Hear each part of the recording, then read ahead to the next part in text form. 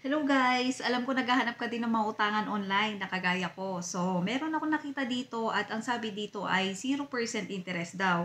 So, titignan natin guys kung maganda ba siya utangan. So, samahan nyo ako guys at tignan natin.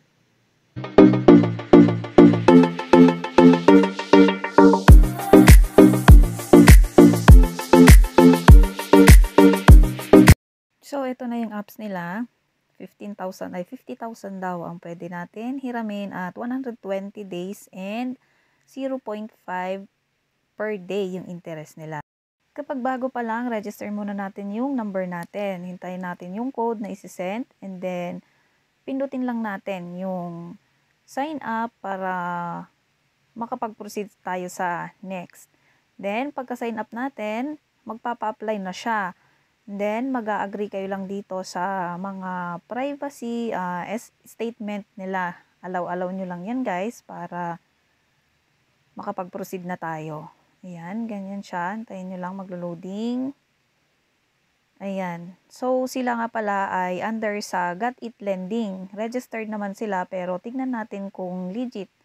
Kasi hindi naman lahat, 'di ba? So, ayan na yung mga IDs na i-upload nyo. Mag-upload tayo dito ng ID natin. Ayan. Sundin nyo lang yung mga instruction dito.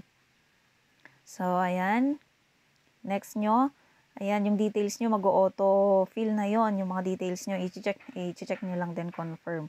Tapos dito, magse-selfie kayo. Sundin nyo lang din yung kung ano yung sinabi dyan.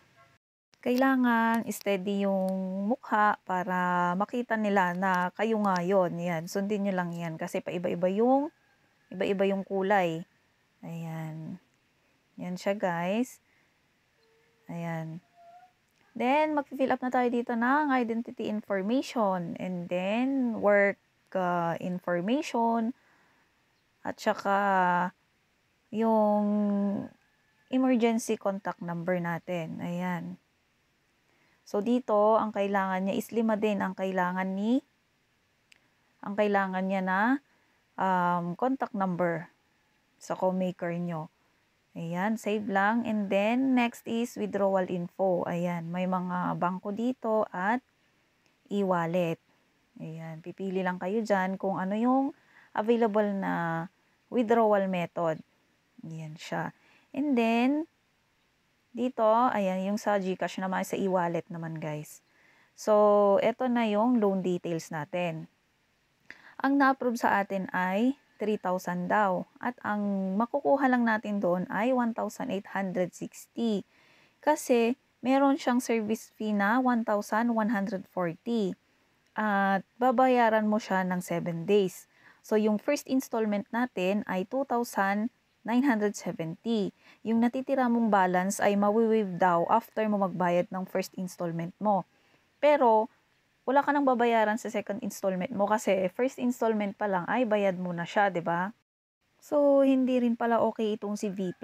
Wala nga siyang interest, binawi naman sa service fee, 'di ba? Halos kalahati na yung makukuha mo na loan tapos ang balik mo is 7 days agad-agad, 'di ba? So, hindi rin pala siya makatarungan.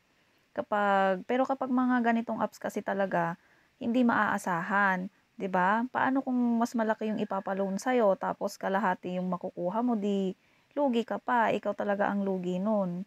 Mga application na ganito talaga yung itsura, yung parang pare-parehas na yung sinasabi is 120 days, tsaka 0.05% lang ang per day mo, hindi rin yung totoo kapag na-open mo na talaga yung apps.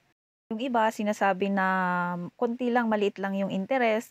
Yung iba din, parang kagaya nito, yung iba din sinasabi na 0% interest pero bawing-bawi naman sa service fee, 'di ba? Yung iba naman walang other fees or walang ibang fees pero bawing-bawi naman din sa service fee. Mas maganda talaga na mag-search din kayo pag mga apps na ganito bago kayo mag-loan at mapag-isipan nyo para hindi kayo may scam. Hindi lahat ng registered ay okay guys. Kahit legit yan kung ganito din naman ang patakaran nila, 'di ba? Yung service fee nila, yung mga interest. Kung isa din kayo sa naghahanap ng magandang mautangan, suggest ko lang din na maghanap muna kayo ng mga apps na magaganda kasi meron din namang magagandang apps, hindi lang yung mga ganitong platform, mga ganitong application. Ayan, at nakita naman natin itong si V Plus, pero hindi ko alam kasi yung nag-text ng code sa pinakauna pa lang ay pera agad yung lumalabas. So, siguro nga magkasama sila. So, ayun lang guys, dapat responsible kayo kung mangungutang kayo dito para hindi tayo mapahiya or hindi kayo ma-stress kapag singilan na. Kasi pag mga ganitong apps talaga, naku, either manghaharas sila or meron silang mga pagbabanta sa buhay-buhay natin. Lang kayo guys kung ano yung mga suggestions nyo, kung ano yung mga katanungan nyo. At kung hindi pa kayo nakakapag-subscribe, consider subscribing para ma-update kayo sa mga bago ko pang ma-uploads na kagaya nito. Bye!